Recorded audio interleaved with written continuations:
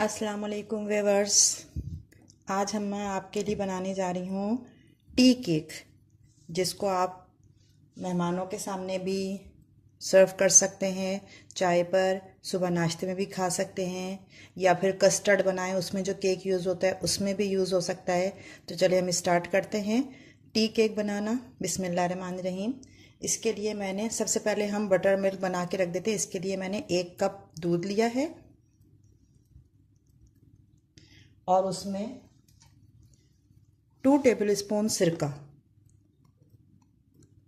ये रख देते हैं जब तक ये मिल्क तैयार होता है। इसको अलग रख दिया। अब मैं लूँगी 2 मीडियम साइज़ के एग, ये, और इसके साथ हाफ कप शुगर, चीनी। ज़रूरी नहीं कि आप पिसी भी लें, आप दानेदार जो घर में किचन में यूज़ होती है वो वाली चीनी भी ले सकते हैं। अब मैं इनको अच्छे तरीके से बीट करूँगी। ये देखिए, ये मैं इस तरह इसको बीट कर रही हूँ। अभी इतना फॉर्मी हुआ है, इसको उस वक्त तक बीट करेंगे जब तक कि ये बिल्कुल इसका जो बैटर है बिल्कुल फॉर्मी ना हो जाए। इसी दौरान बीट करने के दौरान ही मैं इसमें half table spoon vanilla essence डालूंगी। ये इतना वनीला एसेंस, इससे जो है केक का जायका भी अच्छा होता है और अंडे की स्मेल जो होती है वो भी चली जाती है।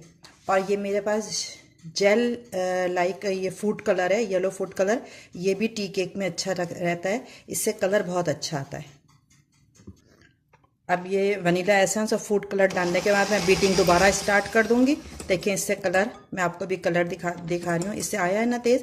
अब इसमें मैदा और चीज़ें बनेंगी तो थोड़ा लाइट कलर हो जाएगा, लेकिन इससे केक का कलर बहुत अच्छा आता है और वनीला एसेंस से अंडे की स्मेल ख़त्म हो जाती है केक में। अब मैं इसको उस वक्त तक बीट करूँगी कि बिल्कुल ये फॉर्म क्रीमी शक्ल में आ जाए। ये देखें, ये बिल्कुल फॉर्मी हो गया है, बिल्कुल ये देखें इसका क्रीमी शक्ल में हो गया है। तो अब मैंने जो मिल्क में सिरका डाल के रखा था, ये देखें ये बटर मिल्क बन के दही की तरह, इसको थोड़ा सा चला के ये पूरा बैटर डाल दूंगी।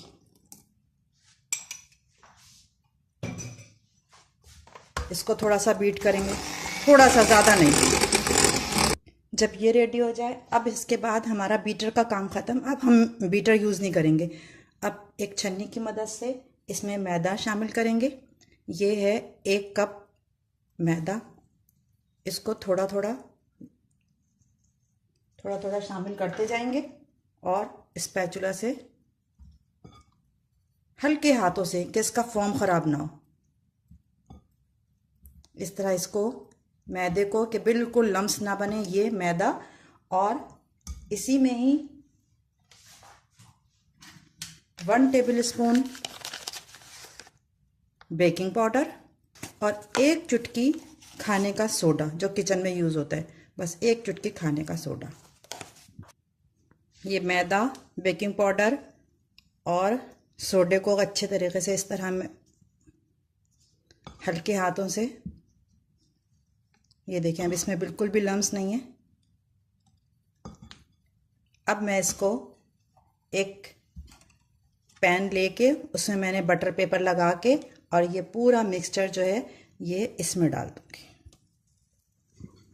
ये पूरा मिक्सचर ये केक के टिन में डाल के हल्का सा उसको 2-3 दफ़ा टैप कर लेंगे, ताकि इसके अंदर जो बबल्स हैं, एयर, वो सब निकल जाएं। अब मैं इसको ओवन में रखूँगी 180 डिग्री पर 40 मिनट्स। 30 मिनट्स के बाद आप चेक कर लीजिएगा नाइफ डाल के या फॉर्क डाल के, और अगर थोड़ा सा मतलब बिल्कुल साफ़ निकले तो समझो आपका केक तैयार है, और अगर थोड़ा सा गीला हो तो इसको 40 मिनट्स तक 5 मिनट और दे दीजिएगा बेक होने के लिए, लेकिन 35 मिनट्स के बाद चेक ज़रूर कर लीजिएगा। तो अब मैं इसको रखने जा रही हूँ ओवन में 180 डिग्री पर 40 मिनट्स के लिए। ये देखें व्यूअर्स, केक बेक हो गया। ये इसके नीचे से भी देख लें आप, ना ये जला है ना कुछ, कितना सॉफ्ट और अच्छा केक तैयार हुआ है। बटर पेपर इसका मैंने निकाल दिया। अब मैं इसकी कटिंग कर रही हूँ और आप इसको देखिएगा, इतना सॉफ्ट और इतना मुलायम केक बना है, बहुत सॉफ्ट। अभी इस वक्त गर्म है, लिहाजा इसके पीसेस जो हैं ये देखें, ये देखें कितना सॉफ्ट केक बना है। मेरी रेसिपी से टी केक बनाइएगा और इन्जॉय करिएगा। अल्लाह हाफिज़।